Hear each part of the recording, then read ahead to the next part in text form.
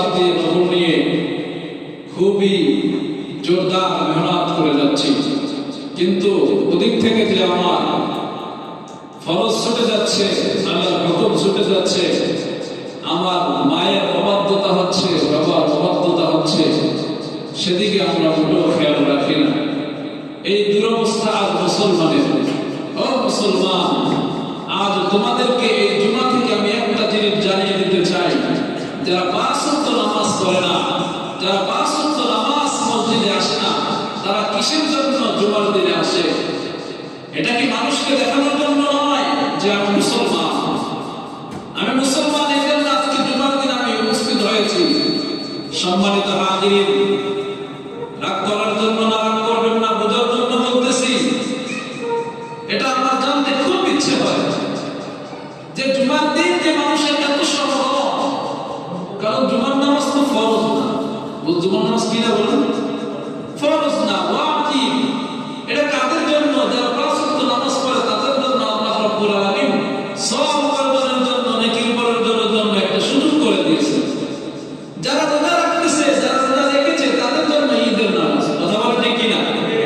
যারা রোজা রেখেছে, আল্লাহর হুকুম মেনেছে, তাদের জন্য ঈদের নামাজ। রোজাদারের জন্য ঈদের নামাজ না, ঈদের বাদগা হলো একমাত্র রোজাদারের জন্য। আল্লাহ নবী ইরশাদ করেছেন, লা ইউরাবু মুসাল্লানা, যে যারা রোজা রাখে না তাদের জন্য ঈদগাহ না। এজন্য এই সাপ্তাহিক শুক্রবার দিন একমাত্র নামাজ ঈদের জন্য আল্লাহ রাব্বুল আলামিন এই শুক্রবারকে গুরুত্ব দিয়ে তাদের জন্য একটা সওয়াব উপার্জনের জন্য মাধ্যম করে দিয়েছেন, ওয়াজিব করে দিয়েছেন। এখন অনেক মুসলমান ভাইরা, যুবক ভাইরা মসজিদে আসে না, শুক্রবার ঠিকই আসে। কিসের জন্য? আমি মুসলমান এটা জানাই দেওয়ার জন্য না, আমি নামাজ পড়ি এটা বুঝাই দেওয়ার জন্য। সোজা কথা শুনে রাখতে হবে, আমাদের মনে রাখতে হবে, কেউ যদি 5 ওয়াক্ত নামাজ না পড়ে সে যতই মসজিদে শুক্রবারের জন্য আসে, নামাজ পড়তে আসে, পশ্চিম কালেও সে নামাজি হতে পারে না। সে নামাজি হতে পারে না, একদম পারবে না। শুক্রবার নামাজ পড়লে যে নামাজি হবে এমনটা না। শুক্রবার যদি নামাজ পড়ে, বাকি সপ্তাহ যদি নামাজ না পড়ে, সে বেনামাজি হয়ে যাবে। ও ভাই, আমরা কি জানাই দিতে চাই মুসলমান আমি নামাজ পড়ি, হাজিরা দেওয়ার জন্য না। তুমি যে মুসলমান সবাই আমরা জানি, তুমি কালিমা বলেছো, মুসলমানের সন্তান, তুমি নবীকে নবী বলে জানো, আল্লাহকে আল্লাহ বলে জানো, তুমি মুসলমান এটা আমরা জানি। কারণ তোমার তো এনআইডি কার্ড আছে, আইডি কার্ডে লেখা আছে ধর্ম ইসলাম। তুমি যখন মৃত্যুবরণ করবা, তখন তোমার আইডি কার্ড থেকে শনাক্ত করা হবে তুমি মুসলমান। পুরা সপ্তাহ না আইসা শুক্রবার আইসা যেভাবে মুসলমান, এই মুসলমানের কোনো দাম নাই। তুমি দূরে থাকো, দূরে থাকো। এই শুক্রবার তোমার জন্য না, তোমার জন্য হচ্ছে আল্লাহর হুকুম 5 ওয়াক্ত নামাজ আদায় করা। ঠিক কিনা? 5 ওয়াক্ত নামাজ পড়া আল্লাহর হুকুম মানে তোমার জন্য ফরজ করে দিয়েছেন আল্লাহ। আমি যতই শুক্রবার আসি, রোজা রাখি না, ঈদের দিনে আমি উপস্থিত হই, পুরা বছরের খবর নাই,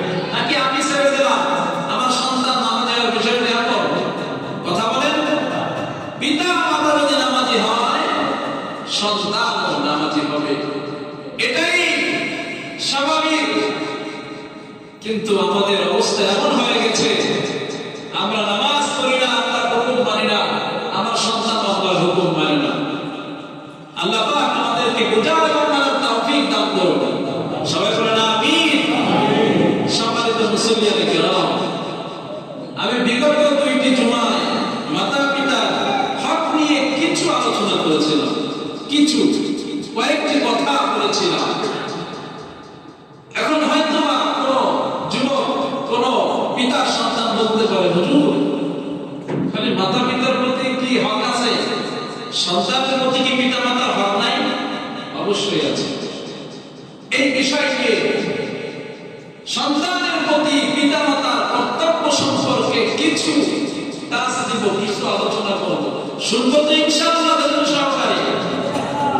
সহকারে শুনবো। প্রত্যেকের উপর হক আছে। আমার ভাইরা, সন্তান জন্মের পূর্বে সন্তান দুইটা জিনিস চায় বাবার কাছে। কয়টা জিনিস? দুইটা হক রয়েছে। এক নম্বর, সন্তান চায় একটা ভালো মা চায়। কি চায়? ভালো মা। ভালো মা বলতে কি? সুন্দরী, রূপসী।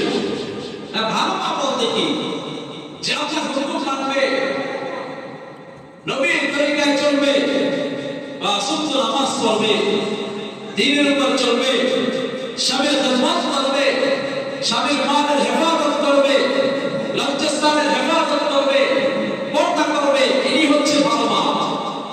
কথায় আছে না, আমাকে একটা ভালো মা দাও, আমি সুন্দর দেশ সুন্দর জাতি উপহার দিব, বলে না?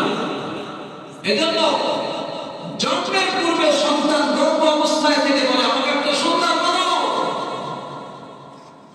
আমাকে একটা ভালো মা দাও। ভালো মা দিতে হবে। এই ভালো মা দাও, এটা বুখারী শরীফের মধ্যে আছে। সংক্ষিপ্ত করতে 5090 নম্বর হাদিসে আল্লাহ নবী ইরশাদ করেছেন, চারটা গুণ দেখে তুমি বিবাহ করো। চার গুণ যার মধ্যে আছে সেই মেয়েকে, সেই স্ত্রীকে তুমি বিবাহ করো। এর মধ্যে এক নম্বর হচ্ছে লিমানিহা, যে মেয়ের সম্পদ আছে, সম্পদ দেখে বিবাহ করো। তার মানে কি যৌতুক? কথা বলে যৌতুক। অনেকে উদাহরণ দেয় যে আছে তো মাল দেখে বিবাহ করো, তার মানে কি যৌতুক না? যৌতুক না, মাল দেখে বিবাহ করো। এর ধারণা মাল সম্পদ ধারা যেন দিনের খেদমত করতে পারে, দিনের রাস্তায় ব্যয় করতে পারে।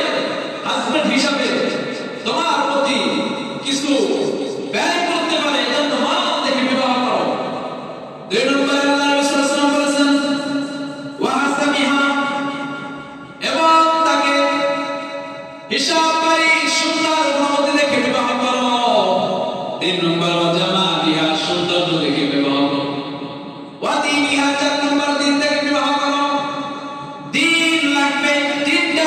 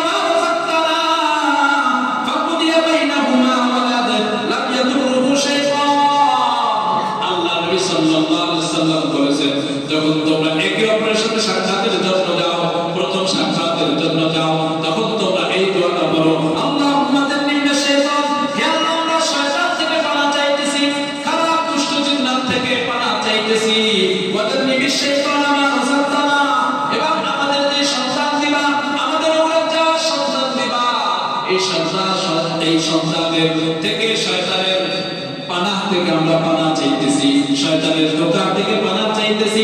বাইনাহুমা বাকুদিয়া বাইনাহুমা ওয়ালাদ, যখন এই দোয়া করার পরে আল্লাহ রাব্বুল আলামিন তাদেরকে সন্তান দান করবেন।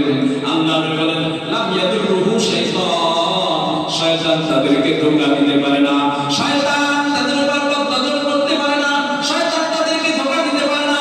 এই দোয়া যখন পিতামাতা করবে, পিতামাতা করার পর সন্তান যখন বড় হবে, দুনিয়ায় পুষ্ট হবে, তখন ওই সন্তান হবে ইসলামের কান্ডারি, ওই সন্তান হবে ইসলামের পথ প্রদর্শক, ওই সন্তান হবে আল্লাহর হুকুম মাননেওয়ালা, ওই সন্তান হবে আল্লাহর নবীর সুন্নাত মাননেওয়ালা, ওই সন্তান হবে কোরআন পড়নেওয়ালা, ওই সন্তান হবে দ্বীনের মধ্যে চলনেওয়ালা। ঠিক কিনা বলেন? আমার ভাইরা, এখন চিন্তা করেন এই তো কয়জনে বসে আমরা বসি, জানি না অনেকে, জানি না। যখন আমাদের প্রথম সাক্ষাৎ হবে তখন এই দোয়াটা পড়া, চুল এভাবে করে তারপর এই দোয়াটা পড়া। বলেন তো বিসমিল্লাহি আল্লাহুম্মা জান্নিবিশ শাইতান ওয়া জান্নিবিশ শাইতানা মা রাযাকতানা। একটু বলবেন তো ইনশাআল্লাহ। তারপর আল্লাহ বলেন ফাকুদিয়া বাইনাহুমা ওয়ালা, এরপর যখন তাদের সন্তান হবে, লা ইয়াদুররুহু শাইতান, শয়তান তাদেরকে কোনো ক্ষতি করতে পারবে না, অর্থাৎ ওই সন্তান হবে আল্লাহর হুকুম পালনেওয়ালা। ঠিক কিনা বলেন? পারবো তো ইনশাআল্লাহ? আমরা যারা বিবাহ করে ফেলেছি, সন্তান হয়েছে, আমরা ঠিকঠাক মতো পালন করতে পারছি কিনা জানি না, তবে সামনে তাদের সময় আছে। যুবক ভাইয়েরা, নাম্বার 1, যেই স্ত্রীর কিছু না থাক কিন্তু যার মধ্যে দিনদারি আছে, যার মধ্যে আল্লাহর হুকুম পালন আছে, দিনদার ফ্যামিলি থেকে বিবাহ করো। এখন আমাদের অবস্থা হয়ে গেছে, আমার স্ট্যাটাস এরকম, আমি কই স্ট্যাটাসে যাব, আমার স্ট্যাটাসের সাথে মিলাইতে গেলে দেখা যায় দিনদারিত্ব নাই, শুধু মান আছে, সম্পদ আছে, এইটা দেখে আমরা বিবাহ করি। কিন্তু বিবাহের 2 মাস 3 মাস যাওয়ার পরে হায় রে গন্ডগোল, কেউ কার কথা শোনে না, কেউ কার কথা শোনে না। বউ স্বামীর হুকুম করে, স্বামী বিরক্ত হয়ে যায়, স্বামী অন্যদিকে আবার লাইন চালায়, স্ত্রী অন্যদিকে লাইন চালায়। এমন যদি হয় পিতামাতার অবস্থা, আমার সন্তান কেমন হবে? আমার সন্তান হবে লুচ্চা বদমাশ। ঠিক কিনা? আমার ভাইরা, এই জন্য আমি যদি ভালো হই, আমার সন্তান ভালো হবে। এজন্য বলেন তো, বিবাহের পরে সন্তান হওয়ার আগে কাজ কয়টা? বলেন, কথা বলেন। এতে তো ক্লাস চাই না, এখানে ক্লাস চাই, প্রশ্নের উত্তর দিতে হবে। কাজ কয়টা বলেন? কাজ কয়টা? অনেক আমরা তো বিয়ে করে ফেলেছি, হয়ে গেছে, নাতি পুত হয়ে গেছে, আমি বলে যারা যুবক ভাইরা আছে, বিবাহের পরে সন্তান হওয়ার আগে কাজ কয়টা? কথা বলেন, কয়টা? 1 নম্বরে ভালো মা দিতে হবে। ভালো মা, কি মা? ভালো মা দিতে হবে। ভালো স্ত্রী চুজ করতে হবে। এই ভালো স্ত্রী যদি আপনি বেছে নিতে পারেন, এই স্ত্রীর মাধ্যমে আল্লাহ পাক রব্বুল আলামিন আপনাকে নেককার সন্তান দান করবেন। এবং যদি দোয়াটা করতে পারেন, এই দোয়াটা খুবই কার্যকর। আমার মা, আমার বোনেরা, আমরা যারা ভাইকে আবার শুনতেছি, খেয়াল করে শুনি। আমাদের মা, আমাদের মায়ের অতন পেট হচ্ছে, এই গর্ভটা হচ্ছে এক একটা করি। যেমন আমরা শুনেছি, দেখেছি, কয়লার খনি আছে না নাই? এই কয়লার খনি দিয়ে কি বের বলতো? হ্যাঁ, আর কিছু বের না? হ্যাঁ, একদিন বলছিলাম নাকি? হ্যাঁ, হীরা কোথা থেকে তৈরি হয় বলেন তো? কথা না, হীরা কি বানায়? নদীতে পাওয়া যায়, সমুদ্রে? কয়লা থেকে হীরা হয়, কয়লা থেকে। কি থেকে? কয়লা থেকে হীরা হয়। এবং কয়লার খনি আছে, গ্যাসের খনি আছে, এভাবে যত খনি আছে, সমস্ত খনির চেয়ে দামি এই পেট খনি। আমি যদি আমলদারি হই, আমার এই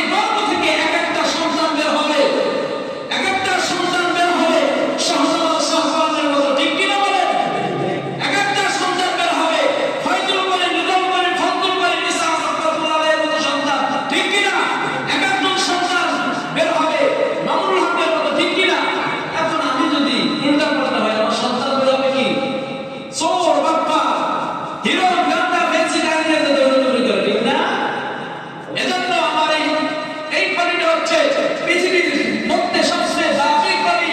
এই খনির যদি আমি যত্ন নিতে পারি, হেফাজত করতে পারি, তাহলে আমার এই দুনিয়া এবং পরকালে কোনো চিন্তা রাখবে না। আমার সন্তানকে নিয়ে সে আল্লাহকে ভয় করবে, আল্লাহর হুকুম মানবে, নবীর তরিকায় চলবে এবং ইহজগৎ পরজগতে সফলকাম হবে। ঠিক কি না আমার ভাইরা? তো দুইটা কাজ করতে পারবো তো ইনশাআল্লাহ।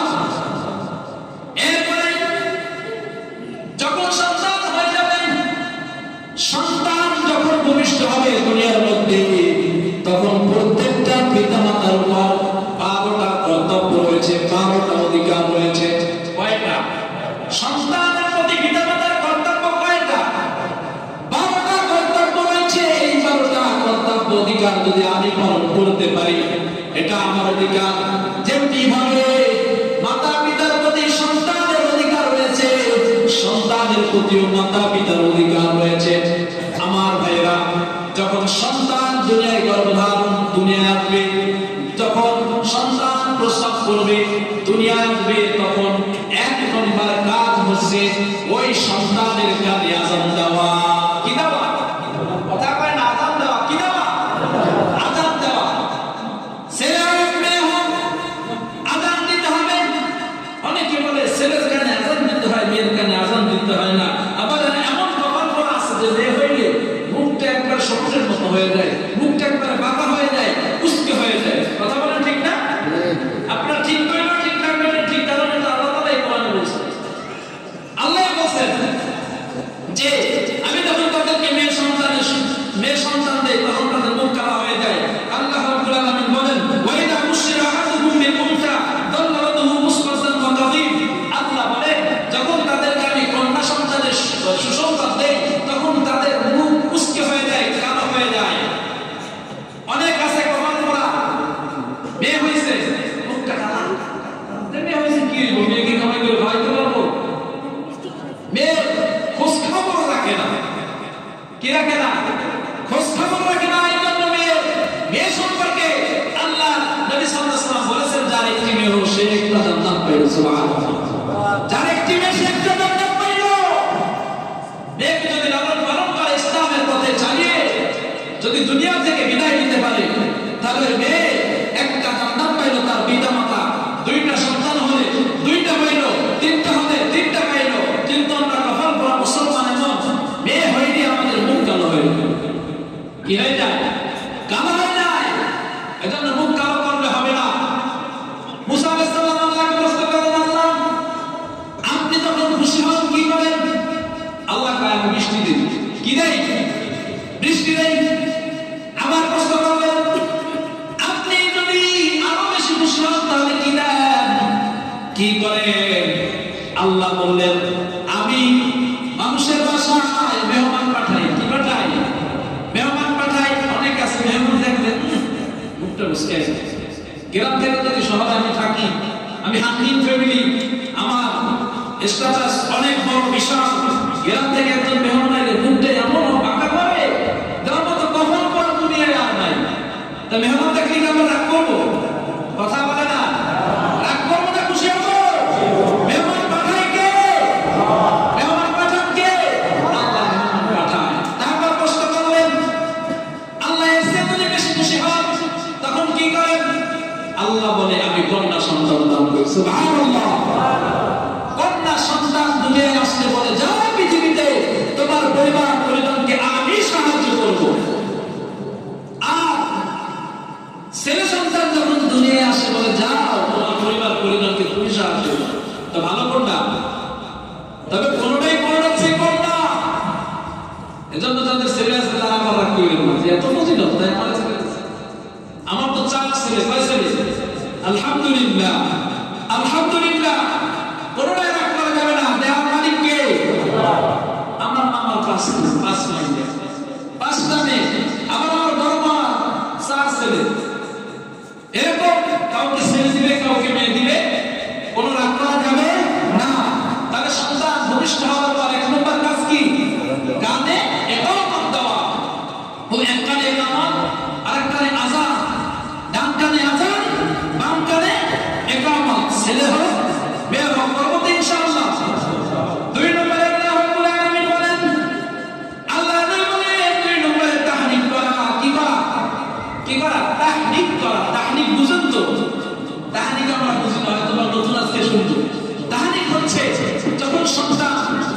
হবে।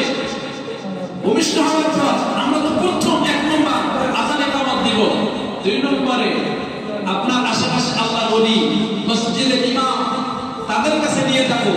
যদি আপনার দাওয়াতে বাসায় যেতে চায়, যদি যাবে, গেল, না গেলে আপনি আসলেন, সন্তান কিনে আসলেন। তাহনিক হচ্ছে খেজুর মুখে নিয়ে চাবাবে, মুখে নিয়ে চাবানোর পরে কিঞ্চিত ছোট একটু বিন্দু মানে কিঞ্চিত ওই খেজুরের চাবানো খেজুর নিয়ে আঙুলের মাথায় নিয়ে উপরে আপনার উপরে লাগিয়ে দিবেন, মুখে লাগাই দিবেন। এটাকে বলে কি? তাহনিক। আর এটা হাদিস দ্বারা প্রমাণিত। আমরা অনেকে শুনছি, অনেকে শুনি নাই। এই হাদিসটা আছে বুখারী শরীফের মধ্যে আছে, আপনার 3909 নম্বর হাদিসে। যদি কেউ দেখে নিতে পারেন, দেখে নেবেন ইনশাআল্লাহ। তাহলে 1 নম্বর আযানে কামাত দিবে, 2 নম্বর কি করবে? তাহনিক করবে। আমার সন্তানকে আমি তাহনিক করাবো। আল্লাহ নবী সাল্লাল্লাহু আলাইহি ওয়াসাল্লাম এরকম অনেক তাহনিক করিয়েছেন। তিনি সর্বপ্রথম বাচ্চাদেরকে তার মুখের লালাকে, থুতুকে তাদেরকে দিতেন, তারপর তাহনিক করিয়ে দিতেন। অনেক লম্বা হাদিস আছে। 3 নম্বরে তার জন্য বরকতের দোয়া করা। কি করা? বরকতের দোয়া করা। আমরা তো মাশাআল্লাহ বরকতের দোয়া কি করব? কেবল বের হয়েছে এখন থেকে ফেসবুকে স্ট্যাটাস দেওয়া হয়, আমার সন্তান হয়েছে, আমি সন্তানের বাবা হলাম, আমি সন্তানের মা হলাম, আমি সন্তানের খালা হলাম। এই যে একটা অবস্থা, বরকতের দোয়া কি করবে? ফেসবুকে স্ট্যাটাস দিয়ে একবার পুরা ফেসবুক তোলবা হয়ে যায়। আর এই সন্তান কেউ বলে মাশাআল্লাহ, কেউ বলে ওয়াও, কেউ বলে নাই, কেউ বলে ফাইন। এগুলো বলতে বলতে সন্তানের লাগে বদনজর। আর ওই সন্তান বদনজরের কাছ থেকে নষ্ট হয়ে পড়ে। এজন্য ফেসবুকে স্ট্যাটাস দেবেন না, কি করতে হবে? এমনটাই তো হবে। পবিত্র হয় নাই, মোটা দেয়, গায়ের মধ্যে ময়লা আছে, এর মধ্যে স্ট্যাটাস আবার দিয়ে দিই। এগুলো করবো না ছাড়বো? আমার ভাইয়া, এগুলো করা যাবে না। ফেসবুকে স্ট্যাটাস দেওয়া যাবে না। সন্তানের পিক ফেসবুকে না দেওয়াই উত্তম। আমার পিক মাঝে মধ্যে বলে, অনেকে তো অনেকে ছবি ফেসবুকে দেয়, বিভিন্ন জায়গা দেয়, মানুষ জানে যে ছেলেটা সুন্দর। তুমি তো কোনোদিন ছবি দিলে না, দরকার নাই। আমার সন্তানের পিক দেই বিদায় আমার সন্তান ভালো বড় কোনো অসুবিধা হয় নাই। আমার সহপাঠী যারা আছে ফেসবুকে স্ট্যাটাস দিছে, ওই সন্তান দিয়ে 2 দিন পর অসুস্থ, 2 দিন পর অসুস্থ। আমরা একসাথে একটা করছি ভাই, ভাই প্রত্যেক দিন বলে আমার সন্তান অসুস্থ, আমার সন্তান অসুস্থ। কি রে ভাই, এই ছবি দিয়ে কি লাভ? কোনো লাভ আছে? সন্তানের ছবি ফেসবুকে দিয়ে লাভ আছে? কথা বলে না, কোনো লাভ নাই। দিব না ছাড়বো? এগুলো বাদ দেন, এগুলো ভালো না। বদনজর হচ্ছে সবচেয়ে খারাপ। যদি বদনজর লেগে যায়, তার অবস্থা খুবই খারাপ। একবার যদি বদনজর লেগে যায়, এজন্য বদনজর থেকে আমাদেরকে হেফাজত করতে হবে। আমাদের সন্তানকে আল্লাহ পাক আমাদেরকে বুঝার এবং মানার তৌফিক দান করুন। 4 নম্বর, তাদের আকীকা করবে। কি করবে? আকীকা করবে। কোন দিনে? সপ্তম দিনে তাদের আকীকা করবে। এবং তাদের সুন্দর একটা, তাদেরকে মাথা মুন্ডন করবে। এর সাথে মাথা মুন্ডন করে ওই চুল পরিমাণ, ওই চুলে যতটুকু ওজন হয় ওই ওজন পরিমাণ রূপা দিবে। একবার সামান্য রূপার ওজন করবে। যদি কেউ রূপা দিতে পারে রূপা দিবে, না হয় সম পরিমাণ টাকা দান করে দিবে। এটা হচ্ছে সন্তানের অধিকার। 5 নম্বরে সুন্দর একটা নাম রাখবে। কি রাখবে? নাম তো রাখবে সুবহানাল্লাহ। সন্টু, বল্টু, আকাশ, বাতাস, নদী, শাপলা, সত্য, মত্ত, এই যে নাম ভাই একেবারে মানে ইসলামের কোন নামের অভাব নাই। আমি রাখি ওই হিন্দুরা যে নাম রাখে, এই নামগুলো আমরা রাখি। সন্তানের সুন্দর একটা নাম রাখা, এটা পিতা মাতার উপর কর্তব্য। আলহামদুলিল্লাহ, আমার সন্তানদের নাম রেখেছি কত সুন্দর। শুনবেন, বড় ছেলের নাম আব্দুল্লাহ, দ্বিতীয় ছেলের নাম বেদু, ছেলের নাম আহমদুল্লাহ, এরপরে যমজ 2টা হয়েছে, তাদের নাম আমানুল্লাহ, শেষটার নাম আতাউল্লাহ। সুবহানাল্লাহ বলবেন না? নাম কি খারাপ? আল্লাহ নবী সাল্লাল্লাহু আলাইহি ওয়াসাল্লাম বলেছেন, হাব্বু ইলাল্লাহি আসমা, আল্লাহর নিকট 2টা নাম সবচেয়ে বেশি পছন্দ প্রিয়। 1 নম্বর আব্দুল্লাহ, 2 নম্বর আব্দুর রহমান। আল্লাহর নিকট 2টা নাম সবচেয়ে প্রিয়। 1 নম্বর নাম হলো আব্দুল্লাহ, 2 নম্বর নাম হচ্ছে আব্দুর রহমান। আমরা এই সুন্দর নাম না রেখে আমরা সল্টু বল্টু নাম বল্টু রাইকা আমার সন্তানের জীবনটাকে নষ্ট করে দিচ্ছি। আর নাম ডাকার সময় বলে সন্টু, তার নাম কি রাখবো? ইসলামিক সুন্দর নাম রাখতে হবে। কি নাম রাখতে হবে? ইসলামিক সুন্দর নাম রাখতে হবে। 6 নম্বরে তরবিয়াত শিক্ষা দিতে হবে। তরবিয়াত কি? তরবিয়াত শিক্ষা দিতে হবে। কোন তরবিয়াত হচ্ছে সন্তানকে নামাজের হুকুম করা, নামাজ পড়ানো। এটা কি বলো? তরবিয়াত। তরবিয়াত শিক্ষা দেওয়া। আল্লাহ নবী সাল্লাল্লাহু আলাইহি ওয়াসাল্লাম বলেছেন, মুরু আওলাদাকুম বিস-সালাতি ওয়া হুম আবনাউ 7 সিনিন ওয়াদরিবুহু আলাইহা ওয়া হুম আবনাউ 10 ওয়া ফাররিকু বাইনাহুম ফিল মাদাজি'। আল্লাহ নবী বলেছেন, তোমরা তোমার সন্তানকে নামাজের আদেশ করো যখন তাদের 7 বছর হয়ে যায়, তখন তাদেরকে নামাজের হুকুম করো, নামাজ পড়তে বলো। যখন 10 বছর হয়ে যায়, নামাজ যদি না পড়ে তাদেরকে মৃদু আঘাত করো। কি করো?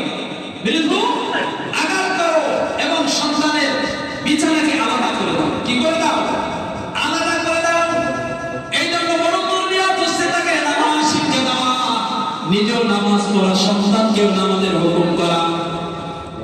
আল্লাহ রাব্বুল আলামিন নবী বলতে শিখা বলেছেন, ওয়াহমুর আহলাকা বিস-সালাত ওয়াসতাবির আলাইহা লা নাসআলুকা রিজকা। আল্লাহ বলেছেন, হে নবী, আপনি আপনার পরিবারকে নামাজের আদেশ করুন এবং আপনি ওয়াসতাবির আলাইহা, এর উপর আপনি অটল অবিচল থাকুন। তার নামাজের হুকুম কে বলেছেন? আল্লাহ। এই জন্য সন্তানকে তরবিয়াত শিক্ষা দেওয়া, তরবিয়াতের মধ্যে দিন শিখানো, নামাজ শিখানো এসে যায়। আমার ভাইরা, 7 নম্বরে সুশিক্ষায় শিক্ষিত করা। সুশিক্ষায় শিক্ষিত করা, সুশিক্ষায় শিক্ষিত করা বলতে 1 নম্বর শিক্ষা হচ্ছে তাওহীদ শিখানো। কি শিখানো? তাওহীদ শিখানো। আল্লাহ এক, আল্লাহর সাথে কোনো শরীক নাই, আল্লাহর হুকুম মানতে হবে, দ্বীনের পথে চলতে হবে। এই শিক্ষা আমার সন্তানকে দেওয়া। আমরা কি এই শিক্ষা দেই? হ্যাঁ, 4 বছর 3 বছর হলেই আমরা কেজি স্কুলে নিয়ে যাই। কোথায় নিয়ে যাই? কেজি স্কুলে নিয়ে যাই। তাহলে 7 নম্বরে কি? সুশিক্ষায় শিক্ষিত করা, তাওহীদ শিক্ষা দেওয়া, তাদেরকে কোরআন শিক্ষা দেওয়া। আল্লাহ নবী সাল্লাল্লাহু আলাইহি ওয়াসাল্লাম ইরশাদ করেছেন, তাআল্লিমুল ফারাইদ ওয়া আল্লিমুন নাস। তুমি যদি ফরজ শিক্ষা দান করো, ফরজ শিখো, আল্লাহর কোরআন শিখো এবং মানুষকেও শেখাও। তাহলে সুশিক্ষায় শিক্ষিত করার অর্থ কি? বাংলা পড়ানো? কথা বলে না? ইংলিশ পড়ানো?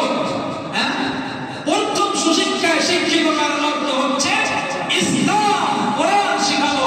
এই কোরআন যখন শিখবো, আমি স্কুলে পড়াই, নো প্রবলেম, আমি কলেজে পড়াই, সমস্যা নাই, আমার সন্তান পড়ুক না। যখন আমি তাকে কোরআনটা শিক্ষা দিব, এই কোরআনের তাসিরে, কোরআনের মহব্বতে, কোরআনের ভালোবাসায় আমার সন্তান স্কুলে পড়লো, সে নামাজি হবে। ঠিক কি না? আমার সন্তান কলেজে পড়ুক, সে নামাজ পড়বে, সে আড্ডা দিবে না, বেহায়াপনা করবে না। ঠিক কি না বলেন? এজন্য আমার সন্তানকে প্রাথমিক যে শিক্ষা, কোরআনের শিক্ষা, কোরআনের তালিম দিতে হবে। ভাই আমার 8 নম্বরে খুব গুরুত্বপূর্ণ, প্রস্তুত সবাই শোনার জন্য বলেন। প্রস্তুত তো? আপনি জীবদ্দশায় যদি বেঁচে থাকেন, এই জীবদ্দশায় যদি বেঁচে থাকেন আর সন্তানকে যদি আপনার ধন সম্পদ বন্টন করে দিতে চান, জায়গাটি বন্টন করে দিতে চান, তাহলে সমান সমান দিতে হবে। ছেলেকেও সমান, মেয়েকেও সমান। মিরাজ কখন হয়? অর্ধেক অর্ধেক না। আপনি জীবদ্দশায় বেঁচে আছেন, এই অবস্থায় যদি বন্টন করে দিতে চান, সন্তান ছেলেকে মেয়েকে সমান দিতে হবে। যদি মরার পরে ওটা ভিন্ন, একের অর্ধেক পাবে মেয়ে, এক পাবে ছেলে। এটা হলো মরার পরে মিরাজ সূত্রে। আপনি মরেন না, এখন তো মিরাজ সূত্রে না। আপনি আপনার সন্তানকে সমান দিতে পারেন। এখন যদি কম দেন, বেশি দেন, সেটা আপনি কি জন্য দেবেন, কেন দিবেন, লিখিত ভাবে লিখে তারপর ফতোয়া, আপনার বড় বড় মাদ্রাসায় গিয়ে লিখিত ভাবে ফতোয়া আনতে হবে। কি আনতে হবে? আছে না, আমার এক সন্তানকে আমি 2 বিঘা সম্পত্তি দিলাম, আর এক সন্তানকে 1 বিঘা দিলাম। ওই সন্তানকে 2 বিঘা কেন দিলাম, এর উত্তর, এর সঠিক প্রশ্ন লিখে জমা দিয়ে সুন্দর করে ফতোয়া এনে তারপর দিতে হবে। অন্যথায় জীবদ্দশায়, ভালো করে শুনেন, আপনি জীবিত আছেন, আপনার সন্তানদেরকে জায়গা থেকে বুঝাই দিবেন, ছেলেদেরকে সমান দিতে হবে। মরার পরে ভিন্ন। যে মাসালা আমরা শুনে আসছি, ওইটাই অর্ধেক এবং এইটা আমরা মানব তো ইনশাআল্লাহ। সমান সমান দিতে হবে। জীবদ্দশায়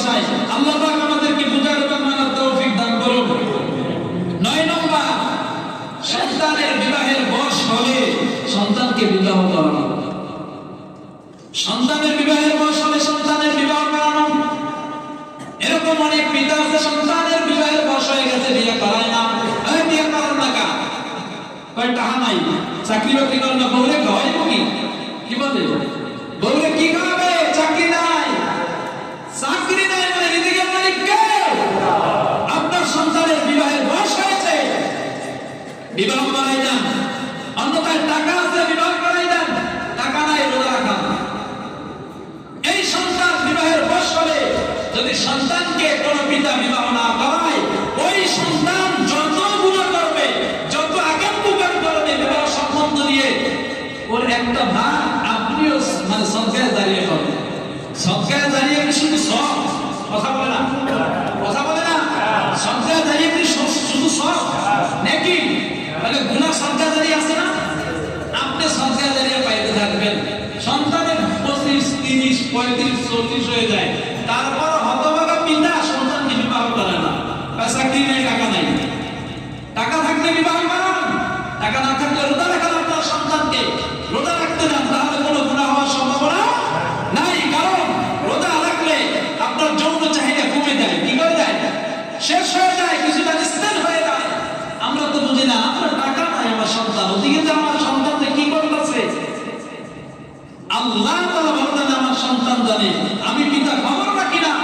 এই জন্য সন্তানের বিরক্ত ফলে আমি আমার সন্তানকে বিবাহ করাই দেব। আল্লাহ পাক আমাদের বুঝার মানার তৌফিক দান করুন। 10 নম্বরে বিয়ার ক্ষেত্রে পাত্র-পাত্রীর মতামত নিতে হবে। অনেক বাবা আছে, আমার মেয়ের মতামতই নেয় না। কি নেয় না? মেয়ের মতামতই নেয় না। এই মেয়ের মতামত নিতে হবে। আল্লাহর নবীর কাছে একজন সাহাবী চলে গেলেন, সাহাবীর মেয়ে চলে গেলেন যে হুজুর আমাকে বিবাহ দিতে, আমার কোনো মন্তব্য নেই নাই। এখন নবী বলেন, তুমি কি চাও এই বিবাহ বন্ধন শেষ করে দিতে? না হুজুর, আমি চাই না, তবে আমি এইটা চাই, এই পাত্র-পাত্রীর মত যেন এটা কিয়ামত পর্যন্ত দায়িত্ব এবং কায়েম রাখে, এটা আপনার কাছে আরজি। ওখান থেকে চলে আসছে। পাত্র-পাত্রীর মতামত দিতে হবে, তাদের কথা শুনতে হবে, তারা কে বিবাহে রাজি কিনা। আমরা অনেক পিতা আছি, আমরা জোর করাই আমাদের সন্তানদেরকে বিবাহ করাই দিই। ছেলে রাজি না, মেয়ে বিবাহ করবে না, জোর করাই দিই। পরে লাগে মারামারি, মেয়ে রাজি না, বিবাহ করবে না, এই ছেলে পছন্দ হয় না, আমরা তাকে তার সাথে বিবাহের জন্য পাগল হয়ে যাই। মেয়ে বলছে আমার টাকা পয়সা যাই থাক, আমি বিবাহ করতে চাই না, আমি একটা ভালো ছেলে চাই যে নামাজি। তাই না? বেটা নামাজি কি রিক্সা চালাও, কিন্তু খাওয়াতে পারবো, আর কোটি কোটি টাকা আছে, ব্যাংক ব্যালেন্স আছে, সুখ শান্তিতে থাকতে পারবি। শান্তি দেওয়ার মালিক কে? কোটি টাকার মালিক যে, তিনি কি শান্তিতে আছে? কথা বলেন, আসেনি? নাই। শান্তি দেওয়ার মালিক আল্লাহ। তা আল্লাহ কখন শান্তি দেবে? যখন তার হুকুম আহকাম পালন করবো। ভাইয়া শেষ করে দিচ্ছি। 10 নম্বরে কি? বিবাহের ক্ষেত্রে পাত্র-পাত্রীর মতামত নেওয়া, এটা জরুরি। 11 নম্বর, সন্তানের ভরণ পোষণের দায়িত্ব আমার বালেগ হওয়া পর্যন্ত। আমি যদি সারা জীবন নেই অসুবিধা নেই, তবে বালেগ হওয়া পর্যন্ত সন্তানের ভরণ পোষণের দায়িত্ব আমি আমার পিতা সন্তানের ভরণ পোষণের দায়িত্ব নেবে। 12 নম্বর, সন্তানের জন্য বদদোয়া করবে না। কি করবে না? বদদোয়া করবে না। অনেক পিতা আছে সন্তানকে, অনেক মা আছে সন্তানকে বদদোয়া দেয়। কিছু হয়ে যাবে, তুই বলিস টাকা, তোর ঝোলায় নেয় টাকা, তোর কালায় নেয় টাকা, বাংলা ভাষা বলতেছে আমাদের দেশে। এইভাবে বদদোয়া দেয় কি দেয় না? সন্তানকে বদদোয়া করা যাবে না। আল্লাহ নবী বলেছেন, সন্তানের জন্য বদদোয়া করো না, সম্পদের জন্য বদদোয়া করো না, নিজের জন্য বদদোয়া করো না, কর্মচারীর জন্য বদদোয়া করো না, কোন জিনিসের জন্য বদদোয়া করো না। যদি বদদোয়া করো, যদি আল্লাহ সেই মুহূর্তে কবুল করে নেয়, তাহলে তো ঝামেলা হয়ে যাবে কিনা বলেন? ঝামেলা হবে কিনা? এজন্য কোনো কিছুর জন্য বদদোয়া করা যাবে না, সম্পদের জন্য বদদোয়া করা যাবে না। আল্লাহ পাক আমাদেরকে বোঝার এবং মানার তৌফিক দান করুন। তাহলে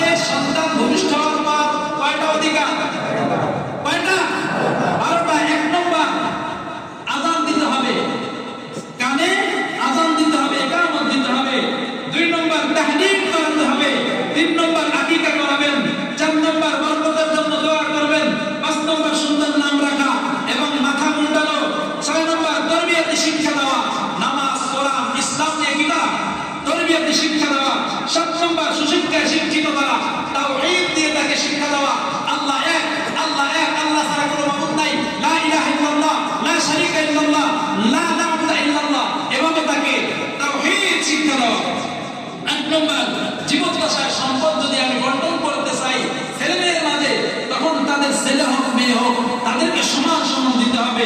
কেউ বেশি করে কম দিলে সেই কিসের জন্য দেব সেটা লিখিত আকারে ফতোয়া এনে তারপর দিতে হবে।